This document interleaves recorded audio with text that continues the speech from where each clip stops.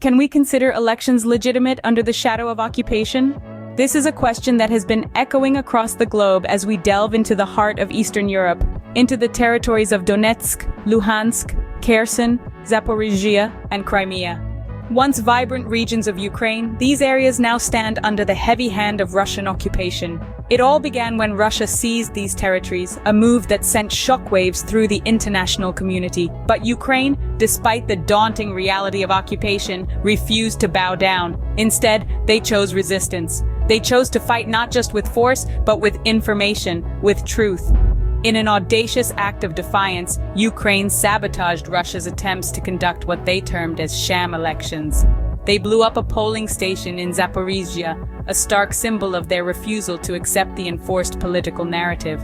But their resistance didn't stop there. They launched a leaflet campaign, a rain of paper that painted the skies with their appeal to the locals, urging them to ignore the elections.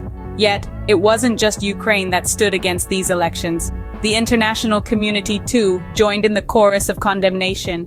From the United States to the Council of Europe, the world denounced the elections as illegitimate, as a violation of international law. They saw, as Ukraine did, that a ballot cast under the shadow of guns and coercion is not a choice, but a farce.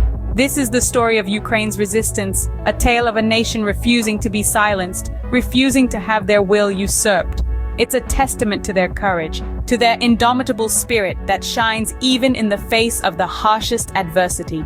In the face of adversity, Ukraine's resistance efforts are a beacon of hope and courage, a beacon that illuminates the path for every nation that believes in the sanctity of freedom and the power of democracy. How does one manipulate history to serve their narrative? Well, it's a game of power and perception, and it's a game that Russian President Vladimir Putin knows all too well. In his quest to reshape the historical narrative in Russia, Putin mandated a textbook authored by his former Minister of Culture, Vladimir Medinsky.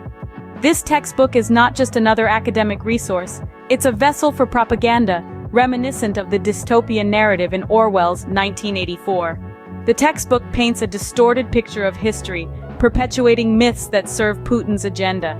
It presents Ukrainians as Russians and insists that Crimea is historically Russian territory. In this way, it attempts to rewrite the past, projecting a version of history that bolsters Putin's political narrative. But every story has two sides. An alternative narrative is presented in a book titled War and Punishment.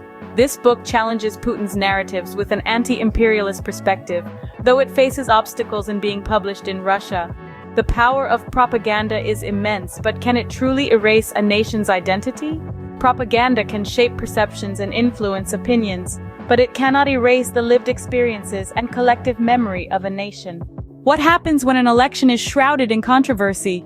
This was the case for the Russian presidential election, where Putin secured his fifth term with a record post-Soviet landslide, claiming a staggering 87.8% of the vote. The world watched with mixed reactions. Allies such as China, Iran, and Venezuela were quick to extend their congratulations. However, Western leaders like those from the United States, the European Union, and Germany denounced the results as illegitimate, citing a lack of opposition, freedom, and choice. Meanwhile, Ukraine continues its resistance, condemning the election results and maintaining their stance against the legitimacy of the elections. The international community echoes these concerns, furthering the debate around the legitimacy of these elections. The controversy surrounding these elections extends far beyond the borders of Russia and Ukraine, sparking discussions about the nature of democracy, the power of propaganda, and the resilience of resistance.